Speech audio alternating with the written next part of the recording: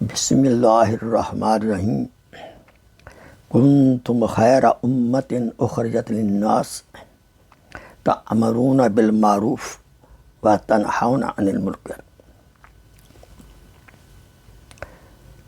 ترجمہ: تم بہترین امت ہو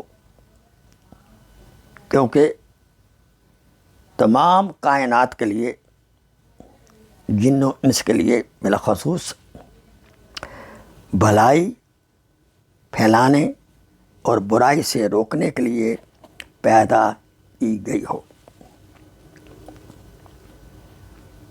آج وہی امت خود انہی جرائم میں مبتلا ہے۔ کیا خوب کسی شاعر نے کہا ہے،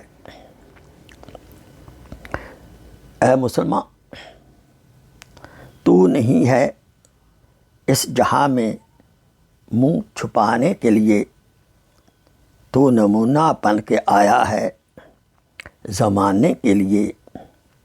تو نہیں ہے وقت غفلت میں گنوانے کے لیے، تو نہیں ہے وقت غفلت میں گنوانے کے لیے، تو ہے دنیا بھر کے سوتوں کو جگانے کے لیے۔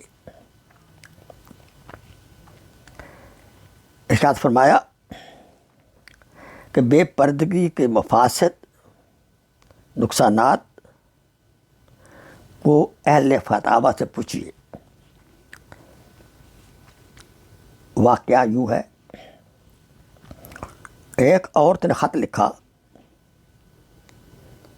کہ میری بہن بے پردہ آتی جاتی ہے، میرے شوہر کا دل میری بہن پر آ گیا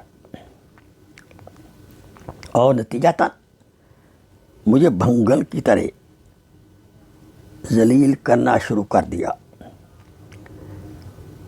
کوئی تعویذ دیجیے۔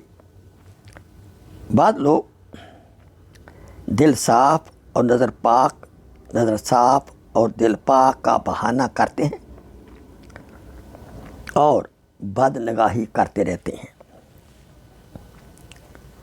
ان سے پوچھتا ہوں کہ حضرت علی رضی اللہ تعالی عنہ کے دل اور ان کی نظر کے بارے میں کیا خیال ہے؟ ارے صاحب، کیا کہنا، ان کا دل تو پاک اور نظر بھی پاک تھی۔ حضرت محمد صلی اللہ علیہ وسلم نے ان کو کیا حکم دیا، سنیے۔ اے علی رضی اللہ تعالیٰ عنہ، پہلی نظر، پہلی اچانک نظر معاف ہے، مگر خبردار دوسری نظر مت ڈالنا۔ پھر میں نے پوچھا کہ کیا آپ لوگوں کی نظر اور آپ لوگوں کا دل حضرت علی کرم اللہ وجہ سے زیادہ صاف پاک ہے؟ ہرگز نہیں، ہمارا دل ان کے مقابلے میں بہت ہی گندا ہے۔ دیکھیے، اگر بجلی کا تار ننگا ہو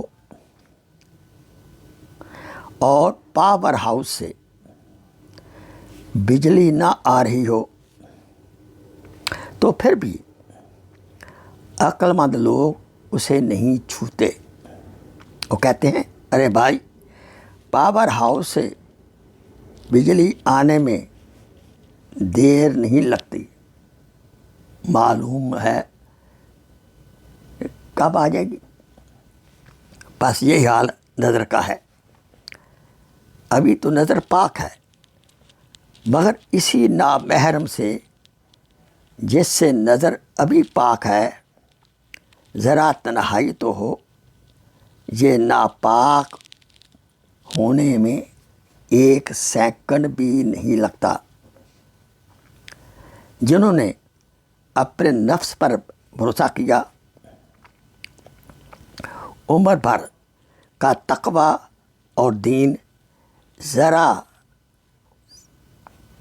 سا غافل ہو گیا، ذرا سا دین تھوڑی دیر میں غارت ہو گیا، ختم ہو گیا۔ اللہ تعالیٰ سے دعا ہے اللہ تعالیٰ ہمیں نگاہ کی حفاظت کرنے کی توفیق عطا فرمائے، آمین ثم آمین۔